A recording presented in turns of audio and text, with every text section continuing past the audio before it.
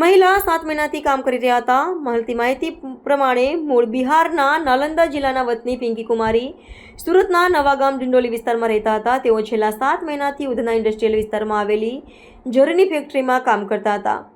Factory 4 માળની છે. પ્રાપ્ત માહિતી અનુસાર પિંકી કુમારી ગ્રાઉન્ડ ફ્લોર પરથી લિફ્ટનો ઉપયોગ કરીને ઉપરના માળે જઈ રહ્યા હતા. તે સમયે અચાનક તેમની સાડીનો છેડો લિફ્ટમાં ફસાઈ ગયો હતો. આ દુર્ઘટનામાં તેમનું માથું લિફ્ટના દરવાજા અને ફ્લોર વચ્ચે દબાઈ ગયું હતું, જેના કારણે તેમનું ઘટના સ્થળે જ મોત નીપજ્યું હતું. આ ભયાનક ઘટનાની જાણ થતાં જ ફેક્ટરીના અન્ય કર્મચારીઓમાં ગભરાટ ફેલાઈ ગયો હતો. તાત્કાલિક સ્થાનિક પોલીસને જાણ કરવામાં આવી. ઉધના પોલીસ સ્ટેશનનો સ્ટાફ ઘટના સ્થળે પહોંચ્યો અને મૃતદેહને બહાર કાઢી પોસ્ટમોર્ટમ માટે હોસ્પિટલ મોકલી આપ્યો. પોલીસે સમગ્ર ઘટના અંગે વધુ તપાસ હાથ ધરી છે. પિંકી કુમારીના પરિવારમાં તેમના પતિ વિરેન્દ્ર પ્રસાદ, એક પુત્ર અને એક પુત્રી છે. તેમના પતિ ડાઇંગ પ્રિન્ટિંગમાં વ્યવસાય સાથે સંકળાયેલા છે.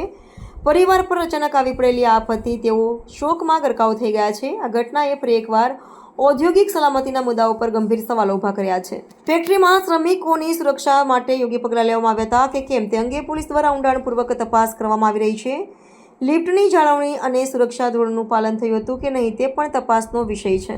આ દુર્ઘટનાએ ફેક્ટરીમાં કામ કરતા હજારો શ્રમિકોની સુરક્ષા અંગે ચિંતા જગાડી છે. સ્થાનિક પોલીસ દ્વારા કાયદેસરની કાર્યવાહી અને તપાસ પૂર્ણ થયા બાદ જ આ દુર્ઘટના માટે જવાબદાર પરિબળો સ્પષ્ટ થશે. હાલ તો આ ઘટનાએ એક પરિશ્રમી મહિલાનો જીવ લીધો છે અને તેના પરિવારને કાયમ માટે અસહ્ય પીડા આપી છે.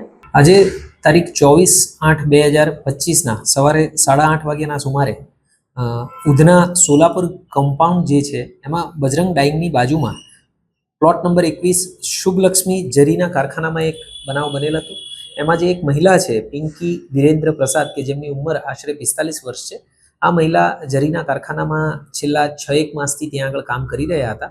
જ્યારે પોતાનું કામ કરી રહ્યા હતા ત્યારે તેમણે જે સામાન ઉપર નીચે લઈ જવા માટેની જે લિફ્ટ છે એ લિફ્ટની અંદર કામ કરી રહ્યા હતા ત્યારે એમનો સાડીનો છેડો ભરાઈ ગયો લિફ્ટની અંદર અને એના કારણે એ ખેંચાઈ ગયા હતા અને એમાં એમના જડબા અને મોઢાના ભાગ ઉપર ઇન્જરી થઈ, જેના કારણે એમનું અવસાન થયેલું છે. હાલ આ બાબતે આગળની એડી દાખલ કરી અને આગળની તપાસ ચાલુ છે. મહિલા કેટલા વર્ષથી ત્યાં નોકરી કરતી હતી અને એના છોકરાઓ? જાન્યુઆરી માસથી આ મહિલા નોકરી કરતી હતી અને આ મહિલા જે છે એ પ્લોટ નંબર 245 શિવરાજનગર નવાગામ ડિંડોલી અને ખાતે રહે છે પોતાના પતિ અને બાળકો સાથે અને મૂળ વતન એ બિહાર છે. એમના પતિ પણ આ જ રીતે કારખાનામાં મજૂરી કામ કરી રહ્યા છે.